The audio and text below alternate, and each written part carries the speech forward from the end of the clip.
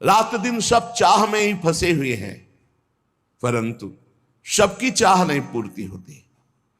संसार की चाह से निराश होकर भगवान की चाह मात्र करने से भगवान की प्राप्ति हो जाती है। जीवन बहुत थोड़ा है, कलिकाल की मलिन वृत्तियां बढ़ती चली जा रही हैं। इस जन्म में यदि हमें भगवत प्राप्ति नहीं हुई तो इस घाटे की पूर्ति किसी भी योनि में नहीं होगी। हमारे में साधन बल है नहीं, तो हम कृपा बल के आश्रित होकर कृपा सिंधु लाडली जी के चरणों की शरण में हो जाएं।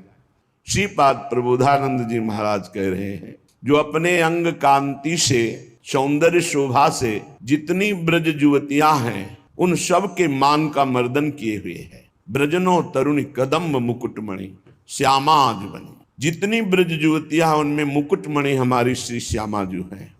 और श्री मनमोहन, मुनि मनमोहन, सुमन मनमोहन लालजू भी जिन मोहिनी प्रियाजू की मंद मुस्कान में बिके हुए हैं, ऐसे महामोहन अंगकारी जो रतिपति सहित करोड़ करोड़ रतिपति कामदेव, रति सहित कामदेव को करोड़ों को अपनी तिरछी चितवन से मूर्छित कर दे, वो लालजू महाराज हैं। और ऐसे लालजू को जो अपनी मंद मुस्कान में अधीन किए हुए हैं, लालजू बिना मोल के बिके हुए हैं। अखिल कोटि ब्रह्मांडाधिपति श्री मोहिनी प्रियाजू के एक इशारे पे हमारी तो बन गई। हम ऐसी श्री राधा किशोरी जी को अपने हृदय से स्वामिनी स्वीकार कर लिए। ये हमारी बन। उद्देश्य और रुचि जब तक नहीं मिलती तब तक आनंद का अनुभव नहीं होता।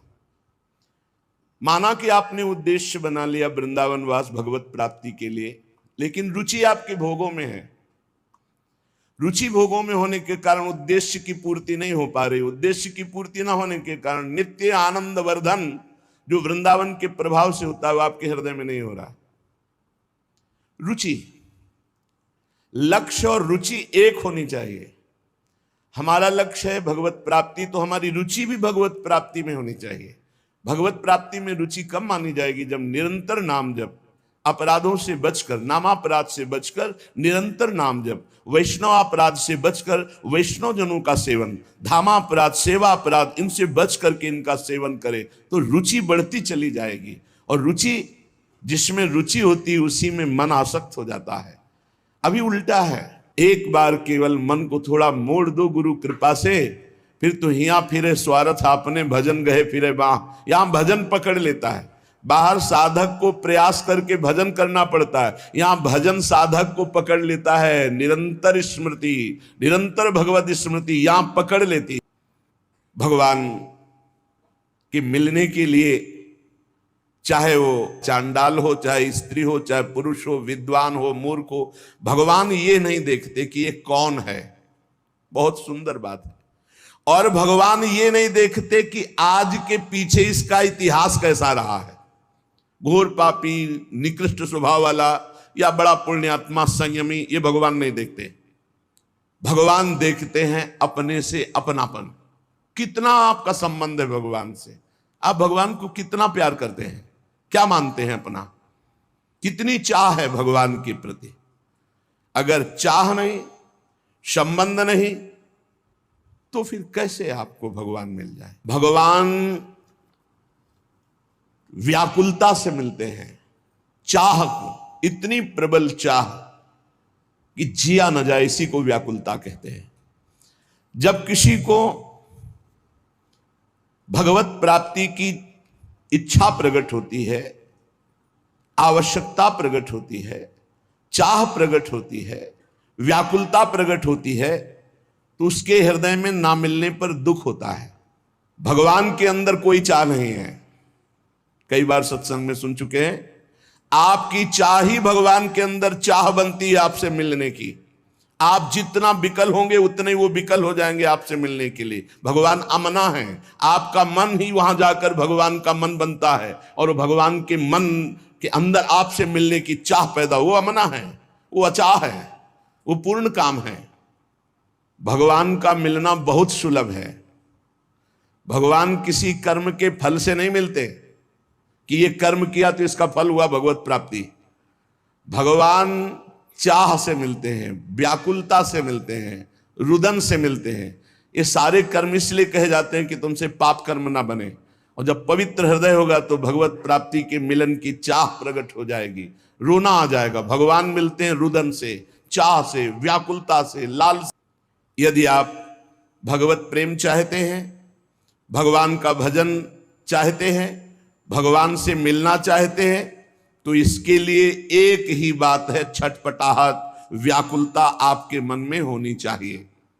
अगर नहीं होती है, आप भगवान को नहीं चाहते हैं, भगवान के लिए रुदन हृदय से नहीं करते हैं, तो सीधी बात है आपको भगवान नहीं मिलेंगे।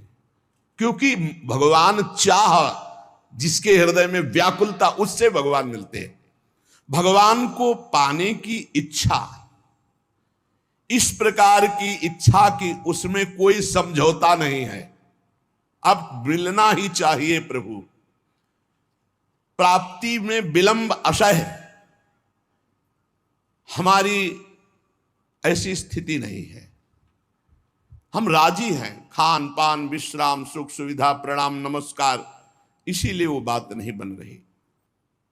धिक्कार है अपने को, यदि सत्संग मिला मानव देह मिली, भजन की महिमा सुनने को मिली, और फिर हम कहते भजन में मन नहीं लगता। मन लगने ना लगने से क्या, रात दिन भजन करो अभी मन लग जाएगा। जरा सी वृत्ति भजन से ऐसा लगा सूरदास जी को कि हट गई क्या, तो धिक्कार देने लगे। मौसम कौन कुटिल खल कामी, जिन मुको तन दियो ताको न भजन कियो ऐसो नोन हरामी। कौन सी ऐसी वस्तु प्रिय लगी, कौन सी ऐसी घटना प्रिय लगी जिससे भगवान का विस्मरण हो गया। नित्य कर्म का जो नियम दिया जाता है वो भजन में प्रवेश पाने के लिए। ये जो समय देखते रहते हैं कि अच्छा 2 घंटा भजन, अभी तो बस 2 घंटा हुआ है, बस खत्म, अब टीवी देखो खूब करो, 2 घंटा अपने नियम हो गए, चलो बाहर चलते हैं, अखबार देखते हैं, गप लड़ाते हैं। हम इन ऐसे लोगों की बातें नहीं कर रहे, भाई जी महाराज कह रहे हैं, हम उनकी बातें कर रहे हैं जो भगवान की प्राप्ति करना चाहते। जबरदस्ती हर समय लाख लोग, इसका कोई संख्या का मतलब नहीं। तो हमारा स्वभाव बन जाए कि रहा ना जाए बिना भजन के, हमारा जीवन भजन बन जाए। मत प्राणा उसे ही कहते हैं, हर श्वास में भगवान का स्मरण। विलक्षणता उसी में आती जो निरंतर भजन। भगवान से मिलन की चाह पैदा करना है साधना। भगवान चाह से मिलते हैं। भगवान के मिलने की एक ही मात्र उपाय वृत्ति है, व्याकुलता, रुदन, लालसा इतनी प्रबल अब जिया ना जाए। प्रेम की चाह, भगवान के मिलन की चाह जब तीव्रतर से तीव्रतम अनन्य हो जाएगी, जहां दूसरी चाह नहीं, जहां दूसरी किसी व्यक्ति से प्रियता नहीं, सारा संसार उसके लिए शून्य में दिखाई दे रहा है, एकमात्र भगवान। बस भगवान की प्राप्ति की यही शुभ वेला है। को हमेशा ध्यान रखना चाहिए, हमें कभी लक्ष्य को भूलना नहीं है। हमारा लक्ष्य क्या है? दूसरी किसी वस्तु व्यक्ति चीज का चिंतन ना होने पावे, जहां जहां मन जाए वहां वहां से हटा करके अपने लक्ष्य में, अपने प्रभु में। साधक धैर्यवान होना चाहिए, विश्वासी होना चाहिए, विचलित नहीं हो जाना चाहिए कि अरे बहुत प्रयास किया मन नहीं लगा। नहीं, हम प्रयास करते रहेंगे। साधक जब इस मार्ग में चलता है तो उसको प्रलोभन और भय, ये 2 चीजें माया भेजती है, ध्यान रखना। जब इस मार्ग में भजन की जिद पकड़ लेता है, तब उसके हृदय में पूर्व में जो भोग इच्छा रही है, बहुत ध्यान से सुनना, वो फ्री भोगने को, एकांत में मिलने का संयोग माया बना देगी। आपका थोड़ा सा अच्छा भजन होने लगेगा तो आपके पास भेजे जाने लगेंगे लोग। ध्यान से सुनिए, ये भगवान की माया आपके भजन की एकांतिक वृत्ति को छीनने के लिए व्यवस्था भेज रही है। ये तुम्हारे भजन का फल नहीं है, भजन का विघ्न है। साधन की सिद्धावस्था है, सबके चरणों में वंदना करो, सब इष्ट रूप है, हम सबके दास हैं। मान देने वाले, पूजा करने वाले, फूल चढ़ाने वाले, प्रलोभन देने वाले, ये तुम्हें भ्रष्ट करने आए हैं, तुम्हें ऊंचे उठाने नहीं आए। ध्यान रखना, अगर इनसे बच गया तो आगे सिद्धियां आती है। सिद्धियां किनको आती हैं? जो इन सब से बच गया। अगर सिद्धियों से बच गया तो बड़े बड़े देवता हाथ जोड़कर खड़े हो जाते हैं और कहते हैं आपको जो सुख चाहिए आप देवलोक चलो, अभी आपको भ्रमण कराते हैं, आप जो सुख चाहिए। जब मृत्यु लोक चाहो मृत्यु लोक में कोई जान नहीं पाएगा, जब चाहो देवलोक, जब चाहो जिस लोक का भोग, क्योंकि भगवान को प्राप्त करना चाहे ना। भगवान का स्वभाव, भगवान की महिमा, भगवान का प्रभाव उस भक्त के हृदय में उतरने लगता है जो निरंतर भगवत चिंतन परायण रहता है।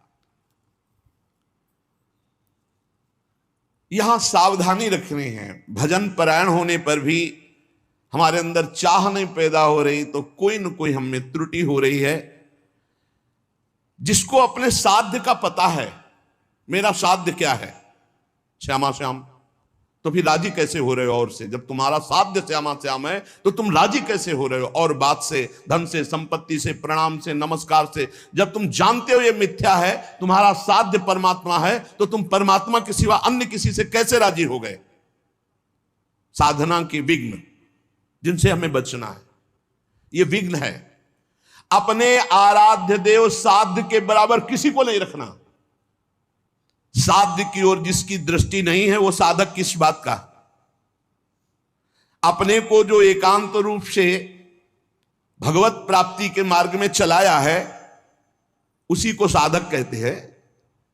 और जो हर समय साध्य को लक्ष्य रखता है वही साधक, प्रवीण साधक है।